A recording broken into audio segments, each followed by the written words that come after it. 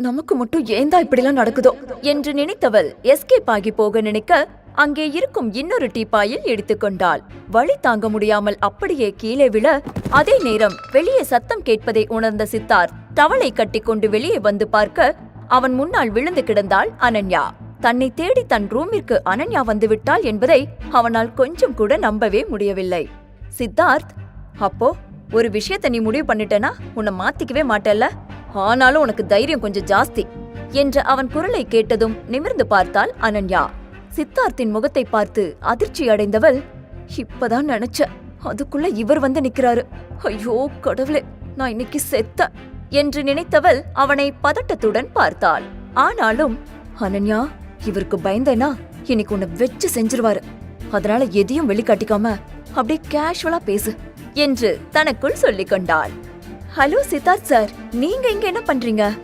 நம்ம கோஇன்சிடென்ட்ஸா அடிக்கடி மீட் பண்றது ரொம்ப புதுசா இருக்குல்ல என்க. ஆமாமா என்று முறைத்தான் சித்தார்த். அமைதியாக எழுந்து நின்ற அனன்யா, நீங்க என்ன பாக்குறத பார்த்தா நான் என்னமோ பிளான் பண்ணி உங்க ரூமுக்கு வந்த மாதிரி இருக்கு, ஆனா அப்படி எதுவும் உண்மை இல்ல, இது முழுக்க முழுக்க பக்கா ஆக்சிடென்ட் என்றாள். உனக்கு என்ன பார்த்தா எப்படி தெரியுது? நீ எது சொன்னாலும் நம்புற மாதிரியா தெரியுது என்று சித்தார்த் கேட்க, அனன்யா, சித்தார்த் சார், நீங்க உங்க மனசுல என்ன நினைக்கிறீங்கன்னு எனக்கு எப்படி தெரியும்?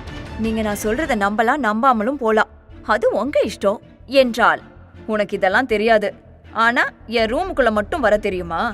இப்ப என்ன, நீ பெரிய தைரியசாலின்னு நிரூபிக்கணும்னு நினைக்கிறியா என்று கேட்டபடியே சித்தார்த் அவளை நெருங்கி வந்தான். எனவே அனன்யா பின்னால் நகர்ந்தபடி, சித்தார்த் சார், நான் உங்களை பார்க்க வரல, நான் உங்ககிட்ட மித்துவ கண்டுபிடிக்க ஹெல்ப் கேட்டேன், நீங்க பண்ணல, அதான் நானே அவனை தேடி வந்தேன், பார்த்தா அவன் இங்க இல்ல, ஆனா நீங்க இருக்கீங்க, நான் சொல்றத நம்புங்க சார் ப்ளீஸ் என்று அப்பாவியாக சொல்ல, அவளை பார்த்து கேலியாக சிரித்த சித்தார்த், நீ பாட்டுக்கு இஷ்டத்துக்கு கதை சொல்லிட்டே இருக்க என்கிறான்.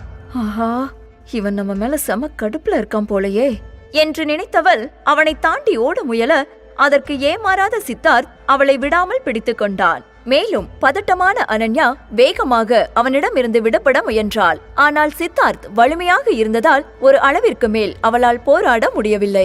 சார், இப்போ உங்களுக்கு என்ன வேணும்? ஏன் என்ன போக விட மாட்டீங்க என்க. ஏன் உனக்கு தெரியாதா, என் கூட ஒன்னா இருக்கதான ரூமுக்கு வந்த என்கிறான் சித்தார்த். அனன்யா, சார், நீங்க ரொம்ப கற்பனை பண்றீங்க, நான் ஒன்னும் அந்த மாதிரி பொண்ணு இல்ல என கூற, அவள் சொல்வதை எல்லாம் சித்தார்த் கேட்பதாகவே இல்லை. சட்டென்று அவளை தூக்கி பெட்டில் கிடத்தினான். அவளுக்கு என்ன நடக்கிறது என்பதே புரியவில்லை. அனன்யா அவனிடமிருந்து தப்பிக்க முயன்றாள். ஆனால் அவள் மேல் கிடந்தான் சித்தார்த். என்னதான் ஒரு அம்மாவாக இருந்தாலும் ஒரு ஆணுடன் இருப்பது அவளுக்கு புதிய விஷயம்தான். அவளுக்கு பயமாக இருந்தது. இந்த நேரத்தில் சித்தார்த் அவள் கண்ணுக்கு ஒரு அரக்கன் போல் தெரிந்தான். இங்க பாருங்க சித்தார்த், என்ன போக விடுங்க, எனக்கு இதுல துளியும் விருப்பம் இல்ல என்று சொன்னவள் கைகள் இரண்டையும் சேர்த்து பிடித்தவன், நானா உங்களை தேடி வரல மிஸ் அனன்யா, நீங்க தான் என்ன தேடி வந்திருக்கீங்க. அப்படின்னா நான் என்ன பண்ணாலும் நீங்க தாங்கிதான் ஆகணும். நான் பண்ண போற உதவிக்கு ஒரு விலையா இதை நீங்க தரலாம் என்று சொல்லி அவள் கழுத்தில் முகம் புதைத்தான் சித்தார்த். நீங்க நினைக்கிற மாதிரி பொண்ணு நான் இல்ல, ப்ளீஸ் ப்ளீஸ் என்னை விட்டுருங்க என்று சொன்னவள் கண்ணில் இருந்து கண்ணீர் வர, அதை உணர்ந்ததும் எழுந்த சித்தார்த், மிஸ் அனன்யா, இப்ப அழுது என்ன பிரயோஜனம், நீ இதெல்லாம் என் ரூமுக்கு வரதுக்கு முன்னாடி யோசிச்சிருக்கணும் என்கிறான். அதை கேட்டு கடுப்பான அனன்யா, நான் தான் சொல்றேன்ல, உங்களை பார்க்க நான் இங்க வரலன்னு, இப்போ ஒழுங்கா என்ன போக விடுங்க, கோபப்படுத்தி வேற ஏதாவது பேச வச்சிடாதீங்க என்று அவள் சொல்வதை கேட்ட சித்தார்த் கொஞ்சம் கூட அவளை பற்றி யோசிக்காமல் அவளை நெருங்க, மேலும் கடுப்பான அனன்யா அவனை எங்கே அடித்தால் விழுவானோ அங்கே அடித்தாள். அவன் வழியில் துடிக்க, அந்த நொடியே அனன்யா அங்கிருந்து எஸ்கேப் ஆனவள் வேகமாக வேறு ரூம் நோக்கி சென்றாள். பின்புதான் அவனுக்கு அனன்யா வெயிட்டர்ஸ் உடை அணிந்திருந்தது ஞாபகத்திற்கு வந்தது. உடனே வெளியே வந்தவன் பாடி கார்ட்ஸிடம், இந்த பக்கமா ஒரு பொண்ணு போனாலே, உடனே அந்த பொண்ணை பத்தி விசாரிங்க என்கிறான். அனன்யா இப்போது எங்கே இருக்கிறாள் என்பது அவளுக்கே தெரியவில்லை. ஏற்கனவே இருக்கிற பிரச்சனை பத்தாதுன்னு இப்ப புது பிரச்சனையை வேற உண்டு பண்ணிக்கிட்டனே என்று மனதிற்குள் புலம்பிய அனன்யா, இனிமே சித்தார்த்த சந்திக்கவே கூடாது என்று மட்டும் வேண்டிக் கொண்டு நடக்க, எதிரே வந்த சுவாதி மீது மோதினாள். சமாளித்தவாறு, இந்த ஹோட்டல்ல எல்லா இடமும் ஒரே மாதிரி இருந்ததால கொஞ்சம் குழம்பிட்ட என்க. சுவாதி, நல்ல வேலை, மேல எங்கேயும் போகாம நீ இங்கேயே சுத்திக்கிட்டு இருக்க, அங்கெல்லாம் பெரிய பெரிய ஆளுங்க இருப்பாங்க, அவங்க கிட்ட வம்பு பண்ணா நம்ம நிலைமை அவ்வளவுதான் என்றாள். நடந்தது எல்லாம் நினைத்து கொண்டாலும் அவளின் எண்ணம் எல்லாம் மித்திரன் மேலேயேதான் இருந்தது.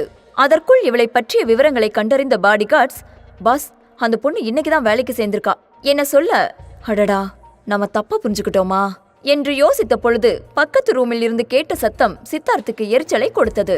எப்போதும் அமைதியான சூழ்நிலையை விரும்பும் சித்தார்த் கோபமடைந்து, பக்கத்து ரூம்ல என்ன சத்தம் வருதுன்னு போய் பாருங்க என்று பாடிகார்ட்ஸிடம் சொல்ல, பாடிகார்ட்ஸ் சென்று விசாரிக்க, சாரி சார், எங்க ரூம்ல ஒரு சின்ன பையன் இருக்கான், ரொம்ப குறும்பு பண்றான், நீங்க போங்க, நான் பாத்துக்கிறேன் என்கிறான் பிரகாஷ்.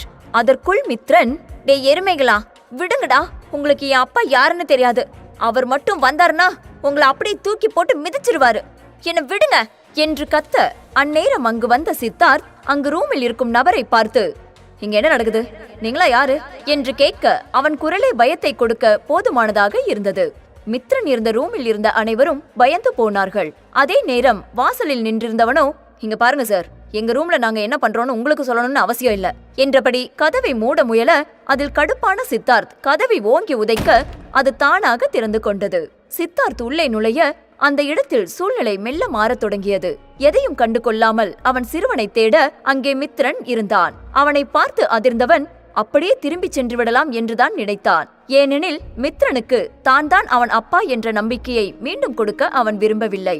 அதற்குள் மித்ரன், அப்பா என்று சத்தமாக அழைக்க, இனிமே எஸ்கேப் ஆக முடியாது என்பது அவனுக்கு நன்றாக புரிந்தது. மித்ரனுக்கோ அப்பா தன்னை காப்பாற்ற வந்து விட்டார் என்று மகிழ்ச்சியாக இருந்தது. அவன் வேகமாக ஓடி வந்து சித்தார்த்தை அணைத்துக் கொள்ள, என்ன செய்வதென்று புரியாமல் சித்தார்த் அவன் தலையை கோதினான். அவனுக்கு இது எந்த விதமான கோஇன்சிடென்ட் என்பதே புரியவில்லை. அதே நேரம் அனன்யா சொன்ன விஷயங்களும் ஞாபகத்திற்கு வந்தது. அவள் சொன்னதை அப்போதே நம்பியிருக்கலாம் என்று தோன்றியது. அனன்யாவின் மீது கோபம் இருந்தாலும் மித்ரன் மீதெல்லாம் அவனுக்கு எந்த வருத்தமும் இல்லை. பின் அவனை பார்த்து, மித்ரா, நீ எப்படி இங்க வந்த, இவங்களா யாரு என்றவாறே அங்கே இருந்தவர்களை ஒரு பார்வை பார்த்தான் சித்தார்த். அதில் கொலை வெறி தெரிந்தது. மித்ரன் மட்டும் ஒரு வார்த்தை அவர்கள் தன்னை டார்ச்சர் செய்வதாக சொன்னால் நிச்சயம் அவர்களுக்கு இன்றுதான் இறுதி நாள். எனவே அனைவரும் மித்ரன் சொல்ல போவதை அறிய ஆர்வமாக இருந்தார்கள். மித்ரன் என்ன சொன்னான் தெரிந்து கொள்ள இப்போதே பாக்கெட் எஃப்எம்மில் ரகசிய சிநேகிதனி தமிழ் கதையை கிளிக் செய்து அடுத்த எபிசோடை கேளுங்கள்.